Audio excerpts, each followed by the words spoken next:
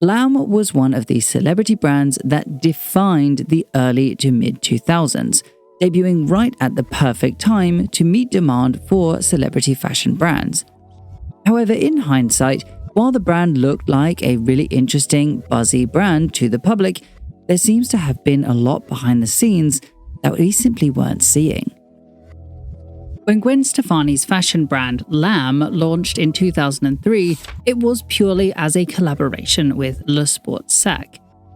However, this was not the initial plan.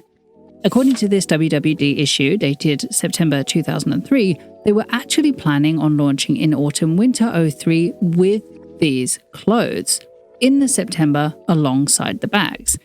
These clothes, or as they initially claimed, they went back on that later, were designed by Stefani herself and were meant as the main pull to the brand, with the bags serving kind of like their revenue-driving license agreement on the side.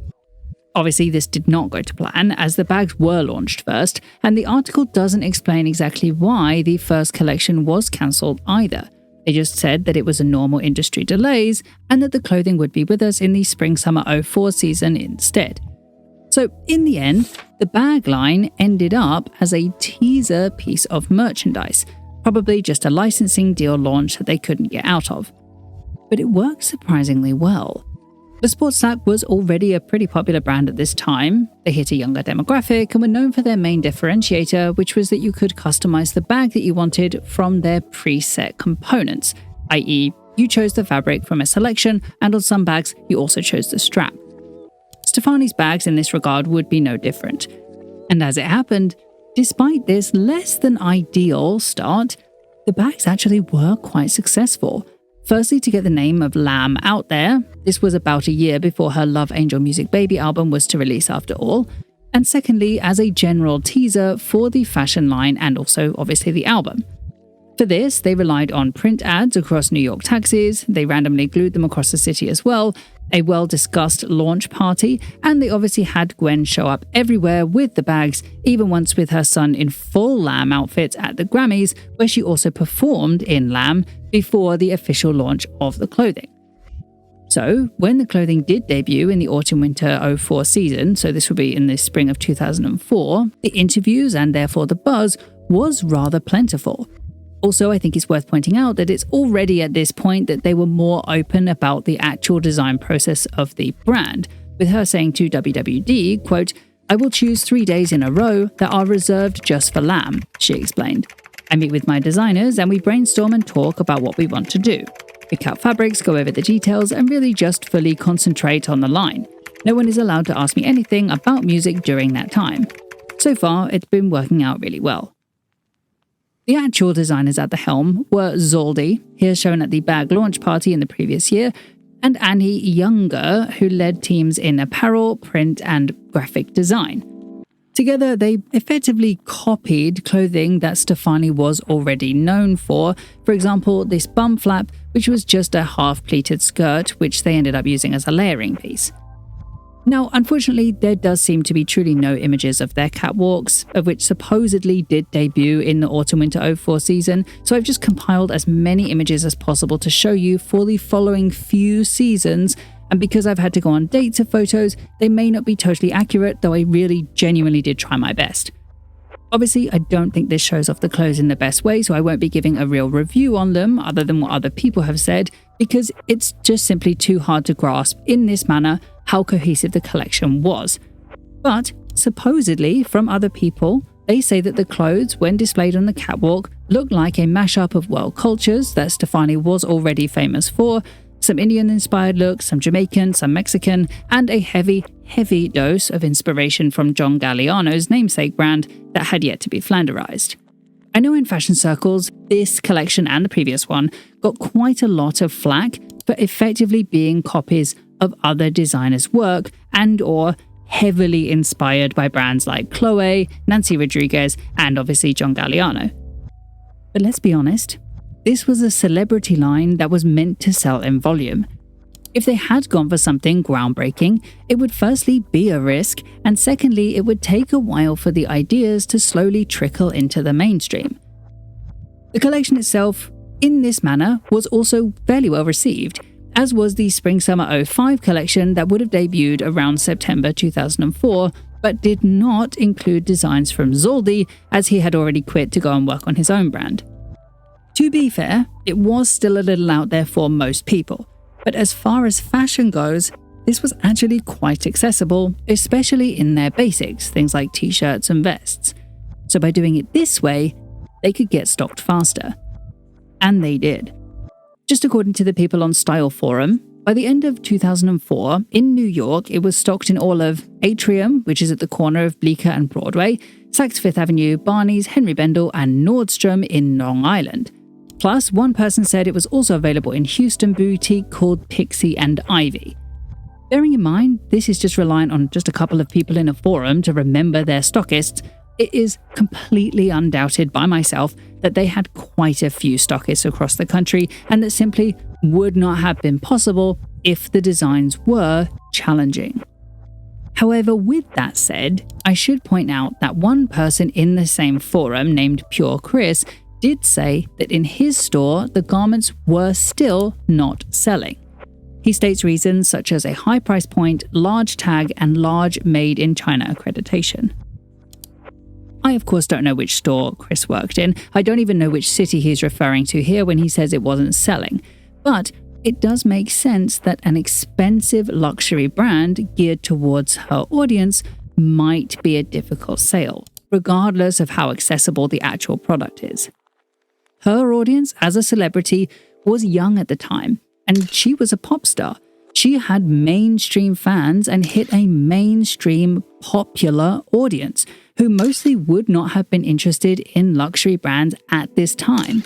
The accessibility of luxury that we have now simply did not exist in the same way in 2004.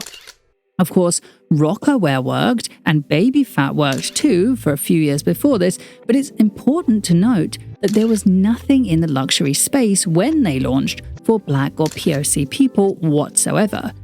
These brands weren't just celebrity brands, they had filled a gap in fashion.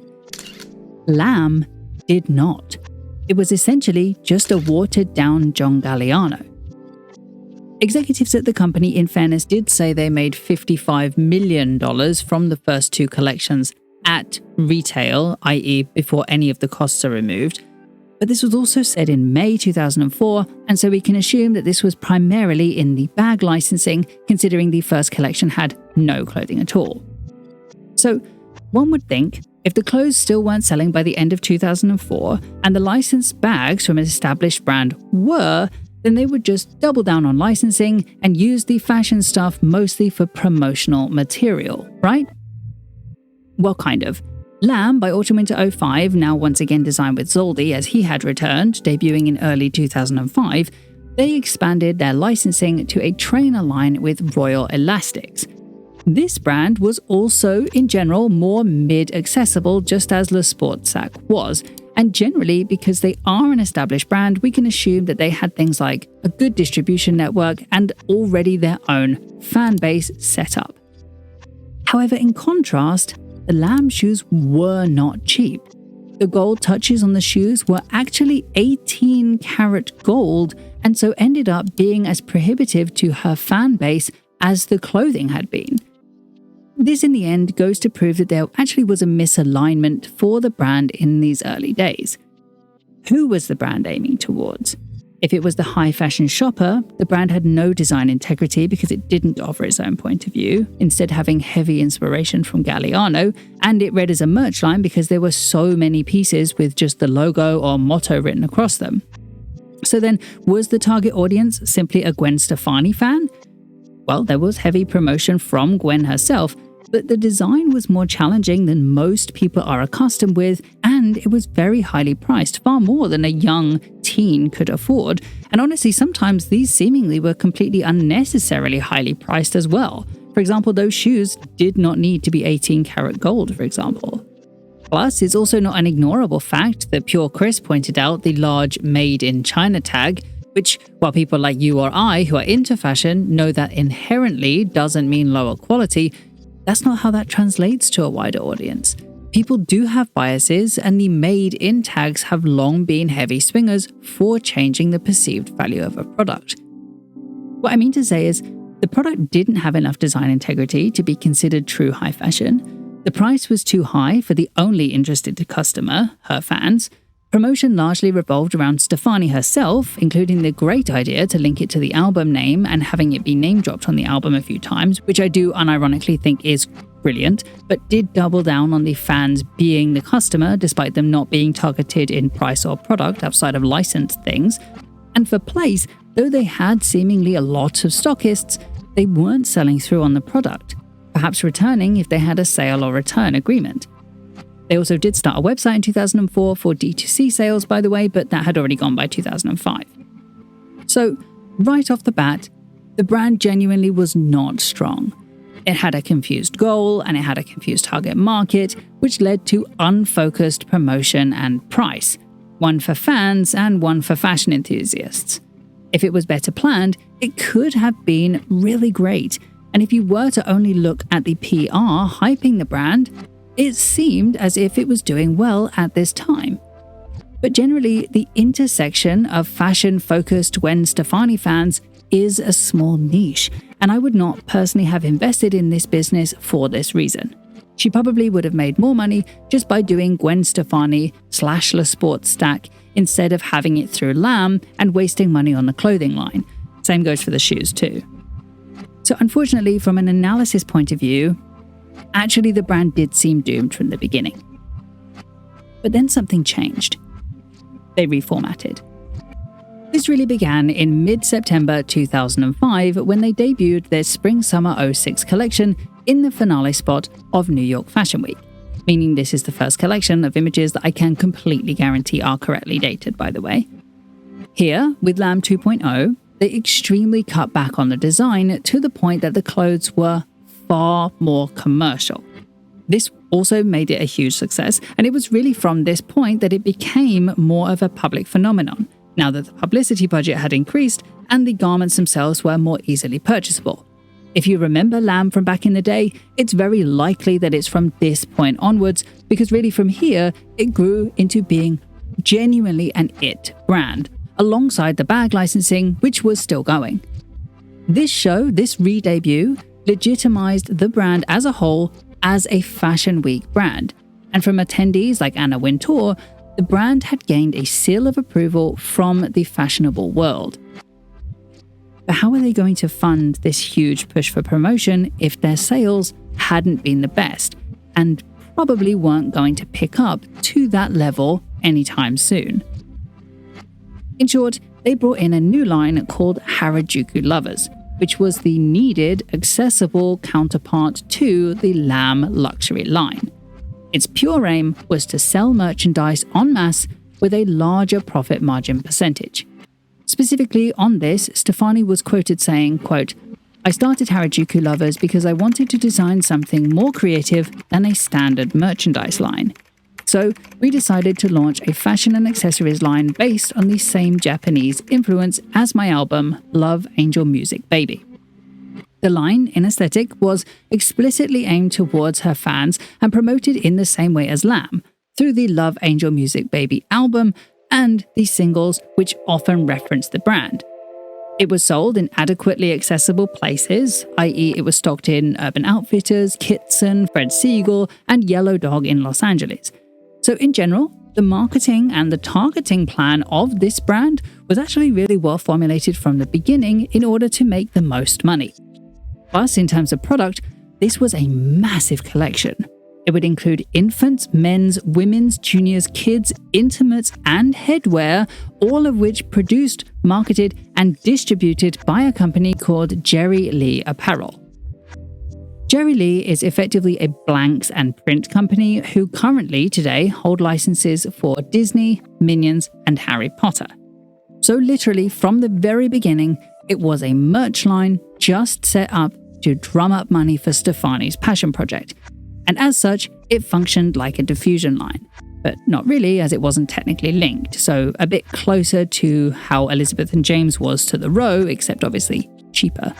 To quote the design director for Jerry Lee, Sarah Scargill, she said, "It's a completely different product than L.A.M.B. There's no overlap between the customers." For launch, they hosted a party at the Hollywood Museum in California, at which Stefani was followed by 4 Japanese women, named Maya Chino, Jennifer Kita, Rino Nakasone, and Mayuko Kitayama, who in the previous year at their debut had been renamed to Love, Angel Music, and Baby respectively. These ladies had been following Gwen as part of the promotion for her album, but were obvious in their inspiration for the brand Harajuku Lovers, which you will see soon. They would follow her around to press events, and they were actually banned from speaking in English, despite all 4 being Japanese Americans and obviously being fluent in English. All basically to fuel buzz around both her album and her fashion brands, effectively using the fame of Japanese culture to make her own brand, Harajuku Lovers, more cool and desirable. However, this is where the backlash for the brand would really begin. On October 31st, 2005, so only 11 days after their launch party for the Spring-Summer 06 collection, Margaret Cho wrote on her blog, quote, "The Harajuku girls, I want to like them, and I want to think they are great, but I'm not sure if I can. I mean, racial stereotypes are really cute sometimes, and I don't want to bum everyone out by pointing out the minstrel show. I think it's totally acceptable to enjoy the Harajuku girls, because there are not that many other Asian people out there in the media really. So we have to take whatever we can get. It is weird being Asian American right now, because I don't exactly know what my place is.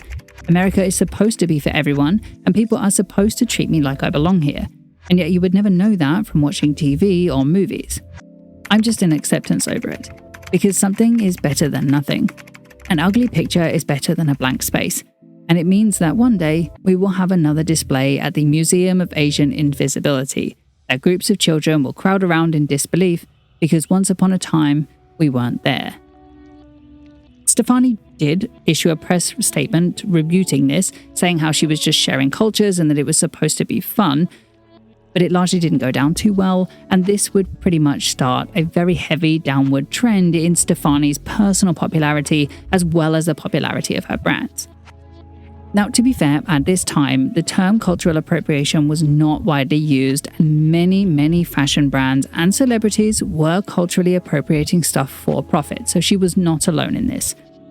But this was a notable changing point in the brand's history, because it meant a very necessary direction change to combat the slowly increasing controversy. Firstly, Annie Younger left the company in the gap between Spring-Summer 06 and Spring-Summer 07, and secondly, the design language was also forced to change. As you may have noticed, L.A.M.B also relied on the exoticism and romanticism of foreign cultures, which was now becoming a controversy for Stefani. So, while Spring-Summer 06 was a hit despite the controversy, and maybe because of the controversy, it also ended up being far more creative and appropriating than the following Spring-Summer 07 was allowed to be. This collection was far more pared back and was actually done in a presentation style, not a catwalk. It did still have world cultural elements, but it was done in a far more subtle way. And at least commercially, it seemed to be a hit. The following Spring-Summer 08 collection, which was not designed by Zoldi because he left in the April of 2007 and the collection showed in September 2007, was also a mild success, with many praising their return to the catwalk, if saying very little about the clothes, probably because they didn't really look like anything that they had produced so far. And with that, for now, they had successfully avoided what today would be a major scandal with just desirable products and a sweep under the rug approach. Throughout these seasons, the brand that began as basically just celebrity merch or celebrity stuff that no one other than a fan would buy became genuinely desirable, famous even, and widened their potential customer base to include the fashion interested. That space in the Venn diagram was widening. Gwen, or at least the people running the business, had succeeded in actually turning the brand around exactly at the right time so that they could try to stand on their own 2 feet a little. And this was very clearly for one reason. The controversy that had begun in 2005 had begun to pick up steam. Firstly, it began as a joke, with Mad TV's Aren't Asians Great parody from 2007, which doesn't explicitly call out the brand itself, but it does call out the romanticized Orientalism of all of her promotional works, which of course would have included the fashion brands. Then a few blogs by 2008 began to call the promotion out as racism, with comments overwhelmingly agreeing.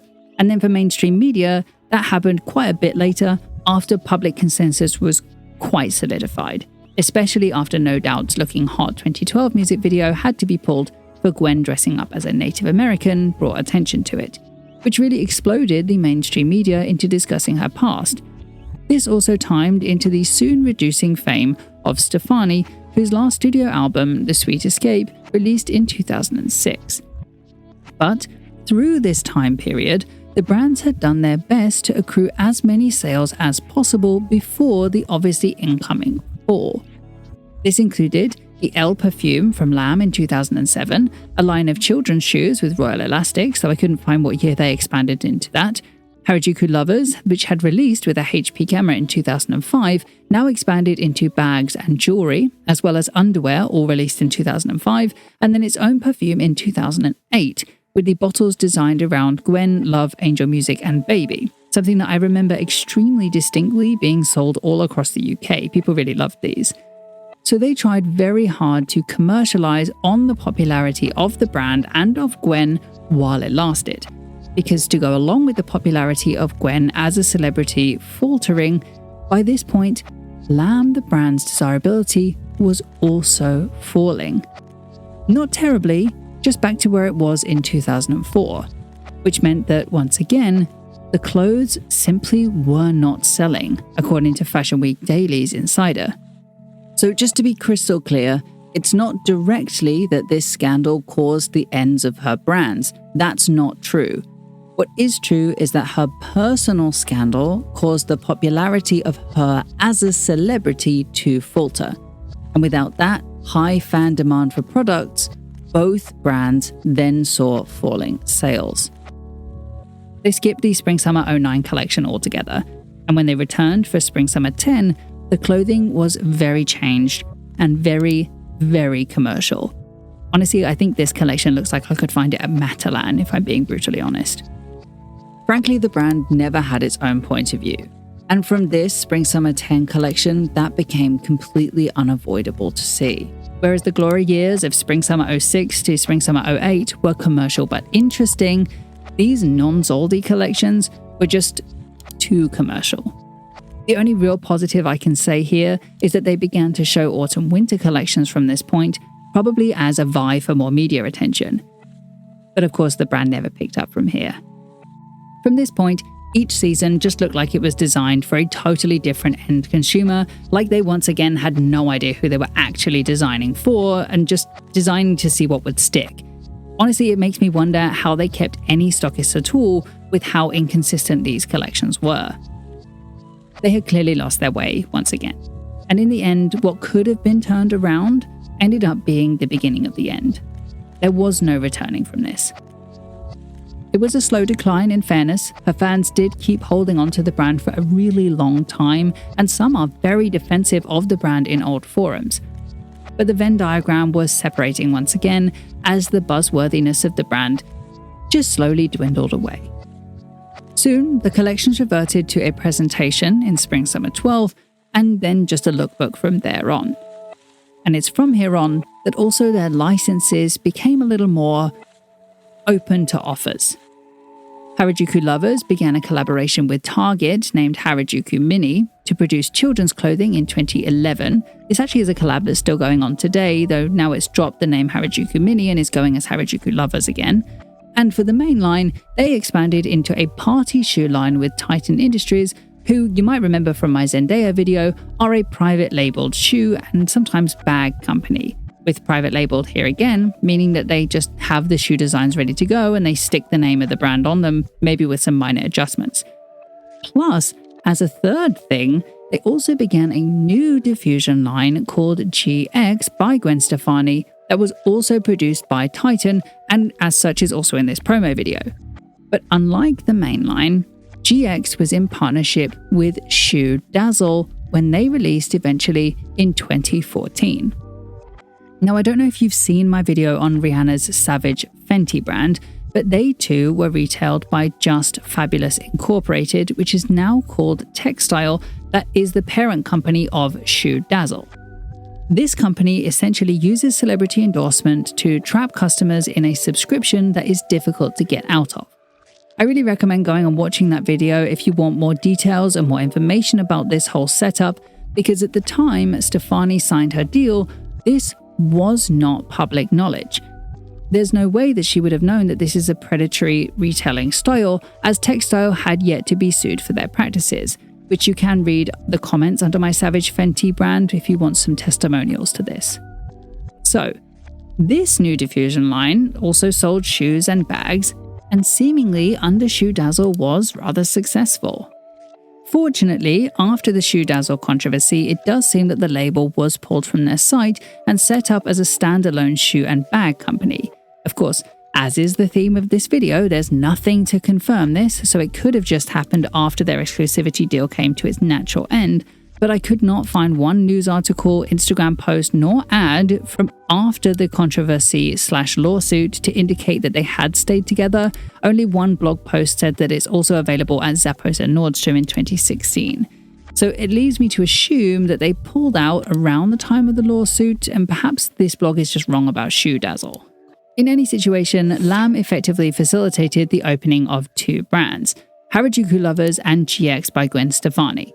And they saw the beginning of a relationship with Titan Industries, who still to this day own the shoe and glasses licensing to L.A.M.B.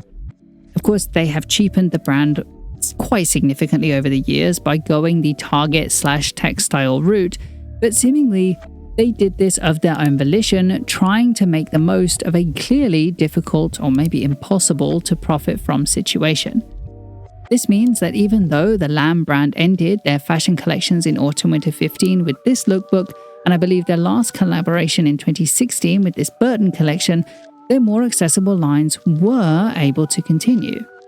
Harajuku Lovers is survived today with their license agreement with Target. GX is survived with their glasses. Yes, they have glasses now, shoes and handbags, all produced by Titan Industries. And even L.A.M.B survives today in licensing alone with glasses, shoes and bags, again all produced by Titan and available on Amazon. They may not be the desirable brand that they were for a period of 2 to 3 years anymore, but it's likely that these are made-on-demand products, private labeled in Titan's factories, and so I don't doubt that they make a small but reliable sales projection each year that passes. But in general, as an overview of the entire history of the brand really wasn't as successful behind the scenes as it seemed to us on the outside with all the press that it achieved. But it was a genuinely interesting brand for a short time there, and I hope that we can all remember it that way. Thank you so much for watching this video. Please do like and subscribe down below for more videos like this one. For videos like this but about beauty brands, please do check out my beauty channel Underskin, linked here. And for early access and your name here at the end of the video, like these lovely people, please check out my Patreon. All content used in this video is done so in accordance with the principles of fair use. However, if you have any concerns, please contact me directly at contact@understitch.co.uk.